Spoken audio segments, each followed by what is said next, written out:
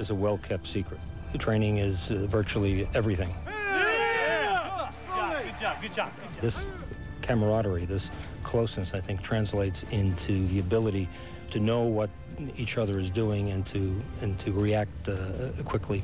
We were given unprecedented access behind these closed doors. In a typical 6-month training session, recruits will spend half of their time in classrooms, learning fundamental investigative techniques. Additionally, they will shoot thousands of rounds, master high-speed driving techniques, learn to combat terrorism, and become skilled in emergency medicine. As for the physical demands, it's boot camp with better pay. Every applicant must have a college degree, starting salary $25,000 a year. It takes at least 7 years before an agent can be considered for the Presidential Protective Detail. Once there, agents can make up to $90,000 a year with overtime. 10% of the agents are women. When you come in as a woman, you know, guys have a different expectation of you, thinking that you might not be able to do it. As a woman, I came in here and I said, I'm just as good as they are. I can do everything they can do, and you just got to do it. You got to show it. You got to earn respect.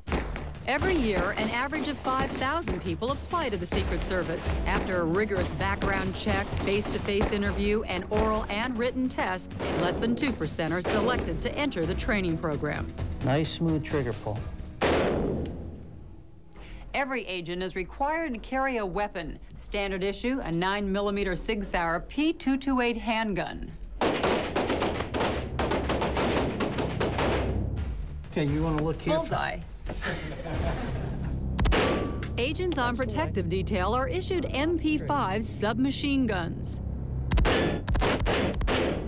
And the agency's elite counter sniper units use what they call a JAR, just another rifle. Left long, left long. It's custom built to fit each shooter, and marksmen must hit a bullseye from 1,000 yards.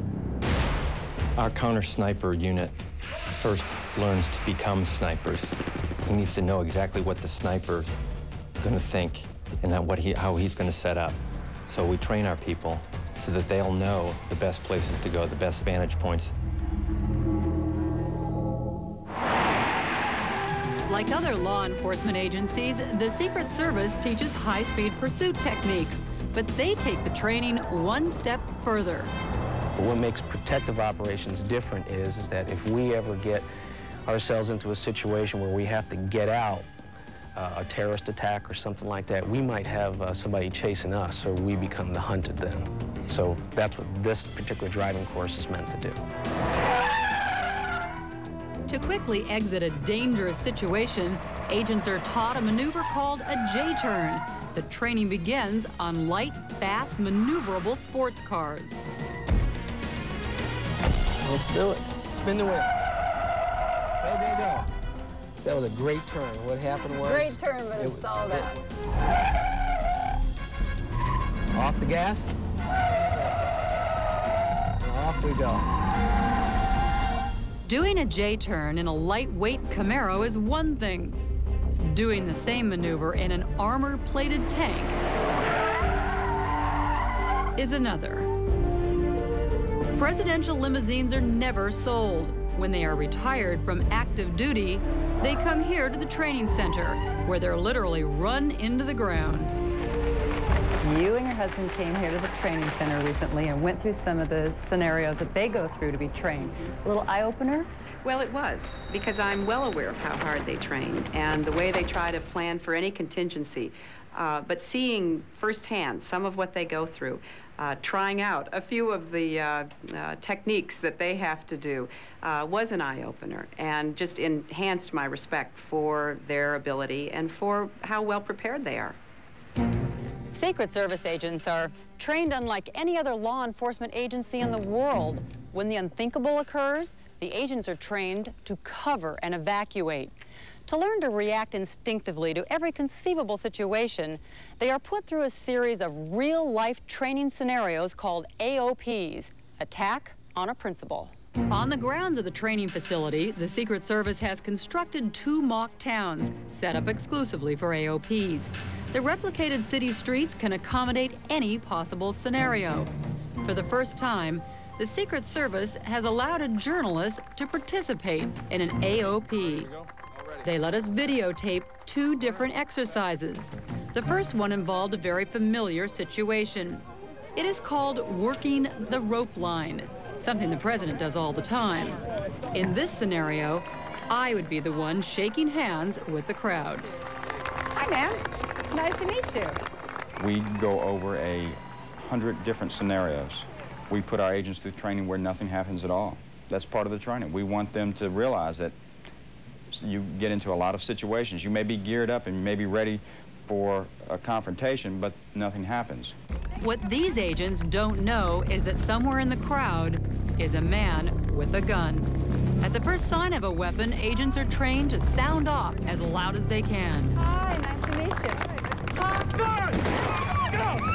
I was immediately covered by a wall of human bodies, thrown into the limousine and evacuated. Simultaneously, 3 other things were happening. One of the agents simulated taking a bullet. 2 other agents immediately started emergency medical care. 3 more agents disarmed and subdued the gunman. I saw nothing. You all right? Yeah, I'm okay. Sorry. That's okay, that's okay. That was real. The AOP is going to be very graphic.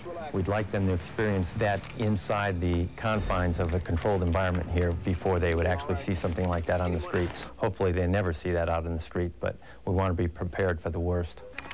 Your eyes are going everywhere. You have to just trust yourself, trust your instincts, and then just relax. Your gut feeling comes into this a lot. When you see everybody's clapping, you see a guy back there that's not clapping and not excited, you know, that should send off a little light bulb that something's wrong over there and you might need to check it out. I noticed someone in the back had directed his attention down to his waistband. He dropped his head and I saw his arm come up. So that's what you were saying that you saw you didn't like? There was something unusual that took place, and once his arm dropped, the gun came out. And he turned to spin, and at that time we started moving toward him, and Mike at that time turned to take you back to the But you car. got the bad guy, right? We got him. Okay. We are going to respond and go into action to cover and evacuate. And in the process, if somebody gets hurt, then that's part of the job. Would you take a bullet?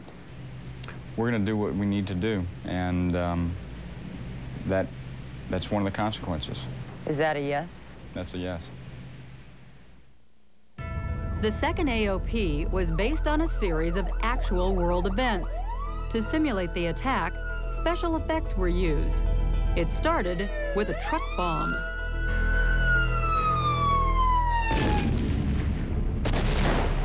Then part 2 of the attack, a terrorist bomber. And a rocket attack. My detail immediately started evasive maneuvers as the street erupted in flames.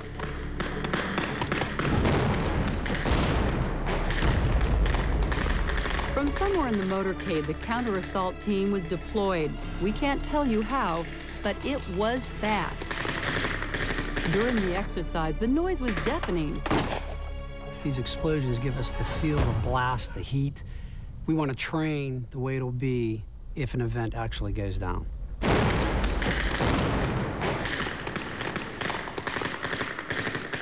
Graduation day. We were in attendance as 25 students took the Secret Service oath of office in front of friends, family, and one they protect. Country's interests. And I wish you all Godspeed.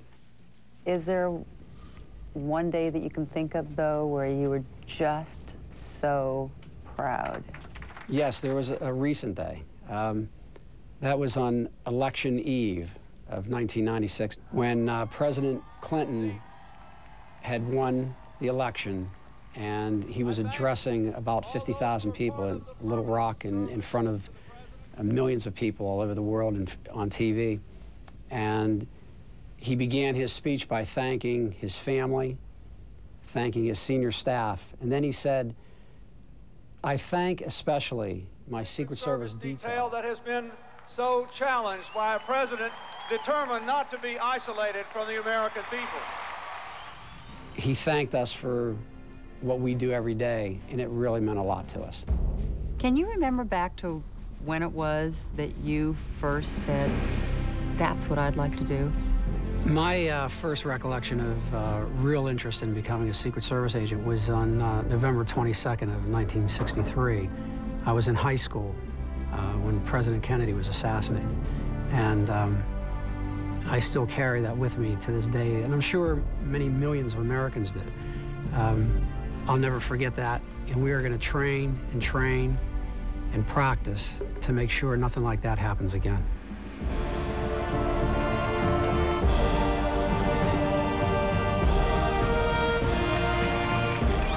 The United States Secret Service behind closed doors.